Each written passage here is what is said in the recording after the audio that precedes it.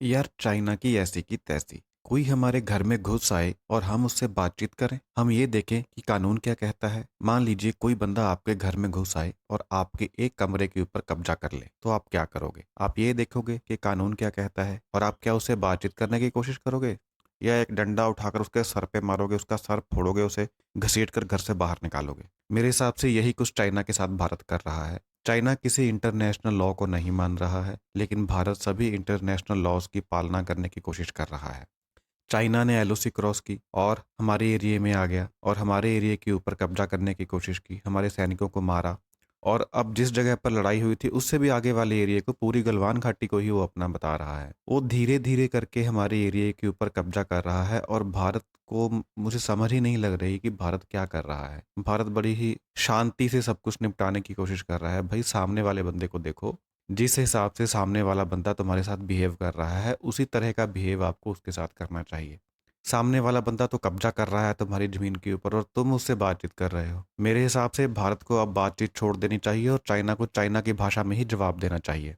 कितने साल हो गए, 1962 के बाद चाइना ने हमारी जमीन के ऊपर कब्जा कर रखा है, हम आज तक कुछ नहीं कर पाए। हम भारत का आज का नक्शा देखो, क्या क्या क्या जो जमीनी हकीकत है वही है जो हमारा नक्शा दिखाता है जम्मू एंड कश्मीर, जहां से हमारी बॉर्डर लाइन हम अपना ऊपर से दिखाते हैं, क्या वही असलियत है? नहीं, सबको पता है। आधा हिस्सा पाकिस्तान ने कब्जा किया हुआ है, आधा हिस्सा चाइना ने कब्जा किया हुआ है। तो सिर्फ ऊपर लाइन बनाने से क्या फायदा? तो या तो लाइन बनानी छोड़ दो ना। मान लो कि ये हिस्सा चाइना ने कब्जा किया हुआ है, चाइना को दे दिया।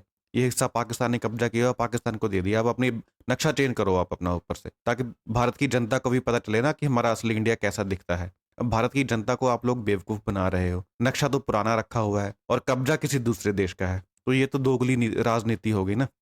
तो मेरे हिसाब से इंडिया को अभी झुकना नहीं चाहिए, उससे बातचीत बंद कर देनी चाहिए और चाइना को चाइना की भाषा में जवाब देना चाहिए। उन्हें वार्निंग देनी चाहिए कि भाई एलओसी के उस तरफ चले जाओ, वरना हम लोग कार्रवाई करेंगे। अगर वो नहीं मानते तो हमारे देश की जो सेना है वो बहुत सक्षम है, वो चाइना को धूल चटा सकती है, धूल घंटों में धूल चटा सकती है। अपना एरिया वापस लेना चाहिए, चाइना को चाइना वाले एरिया में धकेलना चाहिए। और बल्कि मैं तो ये कहता हूँ कि 4-5 किलोमीटर का एरिया उनका कब्जा करके रखो, ताकि उन सालों को पता चले कि दूसरे देश को कैसे फील होता है जब आप दूसरे की जमीन पे कब्जा करते हो। और भारत की सॉफ्ट नीति का अंदाजा आप इस बात से लगा सकते हैं कि नेपाल जैसा देश भी हमें आंखें दिखाने लगा है। तो मतलब भारत की औकात क्या है यार, मुझे तो समझ में नहीं लग रहा। भारत अगर पेशाब भी कर देना तो नेपाल में बाढ़ आ जाएगी। इतना साला पिद्दू सा देश है नेपाल, और वो हमें आंख दिखा रहा है। पहले पाकिस्तान, चाइना, अब नेपाल। मतलब यार मुझे समझ ही नहीं लग रही यार। मतलब भारत की इतनी औकात ही नहीं है यार कि मतलब भारत से कोई डर ही नहीं रहा। सबको ऐसे लगता है कि भारत को जो मर्जी कर दो, भारत की जमीन पे कब्जा कर लो, भारत को गाली दे दो, कुछ कर दो, भी भारत कुछ नहीं करेगा।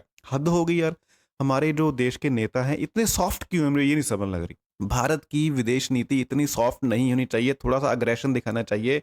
आज के जमाने में जो बंदा दूसरे को डराता है उसी से लोग डरते हैं। अब चाइना देख लो, 40 साल में कोई जंग नहीं लड़ी उसने, लेकिन पूरी दुनिया चाइना से डरी हुई है। हद हो गई यार। चाइना है क्या चीज यार? वो भारत क्या कोई छोटा देश है क्या? ये तो है नहीं कि कोई श्रीलंका जैसा देश है भारत जो मतलब डरे चाइना से। हद हो गई यार। तुम्हारे पास इतनी जबरदस्त मिलिट्री है, आप कोई भी टीवी चैनल खोल के देख लो, पूरी गाथा सुनाते रहते हैं। भारत के पास ये हथियार है, भारत के पास ये पनडुब्बी है, भारत के पास ये हेलीकॉप्टर है।